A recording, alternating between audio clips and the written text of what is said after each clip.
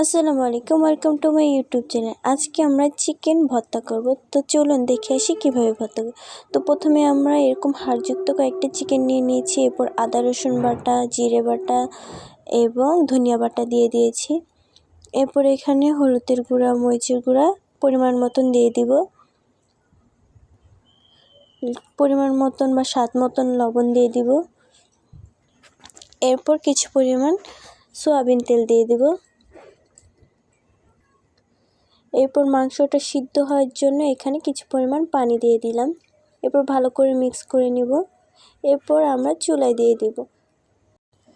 তো এরপর ঢেকে রেখে দিব। তো কিছুক্ষণ পর আবার ফিরে আসলাম। তো দেখতে পাচ্ছেন পানিটা একদম বলক উঠে এসেছে। এরপর যে নেড়ে চেড়ে নিব। তো এভাবেই কিন্তু চিকেন ভর্তা করে খেয়ে দেখবেন অনেক ইয়ামি এবং টেস্টি লাগে। যদি আপনারা এভাবে কোনো সময় না খেয়ে থাকেন তাহলে কিন্তু একবার ট্রাই করে দেখতে পারেন। খেতে কিন্তু খুব মজাদার লাগে। এরপর আবার কিছুক্ষণের জন্য ঢেকে রেখে দিয়েছিলাম। তো কিছুক্ষণ পর আবার ফিরে আসলাম। তো এইভাবে আমরা কিছুক্ষণ পরপর ঢেকে রেখে নাড়াচাড়া দিয়ে কিন্তু আমরা এটাকে ভালো করে সিদ্ধ করে নেব। তো আমাদের ভিডিওগুলো আপনাদের কাছে কেমন লাগে তা কিন্তু আমাদের কমেন্টের মাধ্যমে জানিয়ে দেবেন। আর আমাদের চ্যানেলটা যদি সাবস্ক্রাইব করে না থাকেন তাহলে কিন্তু চ্যানেলটাকে সাবস্ক্রাইব করে দেবেন। আর যদি আমাদের ভিডিওটা ফেসবুক পেজ থেকে দেখে থাকেন তাহলে ফেসবুক পেজটাকে ফলো করে দেবেন এবং লাইক কমেন্ট শেয়ার করতে একদম ভুলবেন না। তো এইভাবে ভালো করে নেড়ে পানিটাকে কিন্তু একদম শুকিয়ে নিয়েছি। তো দেখতে পাচ্ছেন কোনো প্রকারে কিন্তু পানি নেই। এই পর্যায়ে কিন্তু উঠিয়ে নিব। যারা একদম চিকেন খেতে চায় না তাদের কিন্তু এইভাবে একবার চিকেন ভর্তা করে ভাতের সাথে খাওয়াই দেখবেন, তারা কিন্তু এক প্লেটের জায়গায় 2 প্লেট খেয়ে উঠে পড়বে।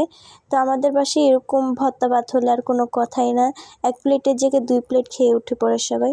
তো এরপর আবার সেই কড়াইয়ের ভিতরে কিছু পরিমাণ তেল দিয়ে দিলাম এবং গোটা রসুন দিয়ে দিলাম। আমাদের চ্যানেলটাকে সাবস্ক্রাইব করতে কিন্তু ভুলবেন না। আর আমাদের ভিডিওগুলো কেমন লাগে তা আমাদের জানাতে একদম ভুলবেন না। আর আপনারা কেমন ধরনের ভিডিও চান তা কিন্তু আমাদের কমেন্টের মাধ্যমে জানিয়ে দেবেন।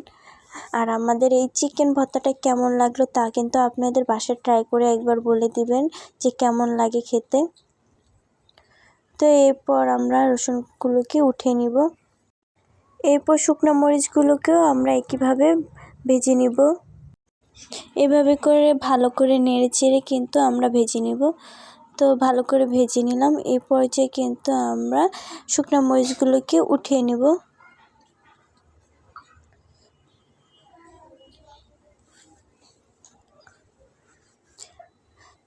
আমাদের ভিডিওগুলো পেতে চাইলে আপনাদের কাছে আগে নোটিফিকেশন যাওয়ার জন্য আপনারা কিন্তু আমাদের চ্যানেলটাকে সাবস্ক্রাইব করে রাখবেন।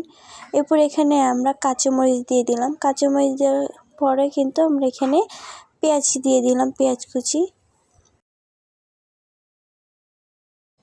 এরপর ভালো করে নেড়েচেড়ে ভেজে নিব।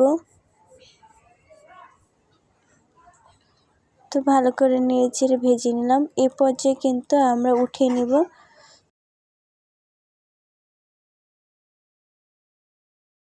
তো এরপর কিন্তু চুলার কাজ আমাদের একদম শেষ। ভালো করে ভেজে টেজে সব কিছু উঠিয়ে নিলাম। তো এরপর পেঁয়াজের উপরে আমরা একটু পরিমাণ মতন লবণ দিয়ে দিব। বেশি দেওয়া যাবে না, কারণ আমরা কিন্তু আগেই চিকেনে লবণ দিয়ে ভালো করে আমরা সিদ্ধ করে নিয়েছিলাম। এরপর আবার আমরা শুকনো মরিচগুলোকে হাতের সাহায্যে ভালো করে মিশিয়ে নেব এবং কাঁচামরিচগুলোকে সেমভাবেই আমরা মিশিয়ে নেব। এরপর গোটা রসুনগুলো যে ভেজে নিয়েছিলাম সেগুলোকে হাতের সাহায্যে আমরা মিশিয়ে নেব। তো সবগুলোকে একভাবে মিশিয়ে নিলাম, দেখতে পাচ্ছেন।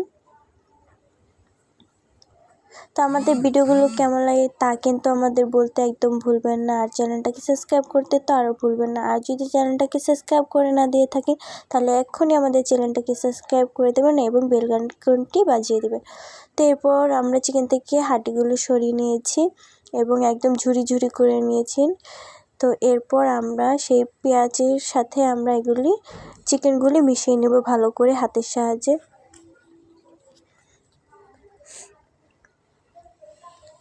এবং এখানে আরেকটু ভালো টেস্ট আসার জন্য কাঁচা পেঁয়াজ এবং সুন্দর ঘ্রাণের জন্য ধনিয়া পাতা দিয়ে দিব এবং সরিষার তেলটা কিন্তু মাস্ট দিতেই হবে, সরিষার তেল না দিলে কিন্তু ভর্তা একদম জমেই না।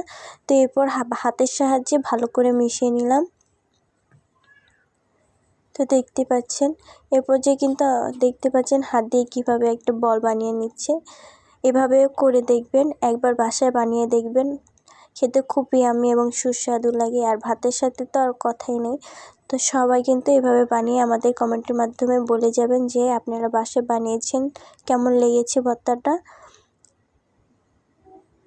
দেখতে পাচ্ছেন কতটা ইয়ামি সুস্বাদু লাগছে। তো সবাই ভালো থাকবেন, আল্লাহ হাফিজ।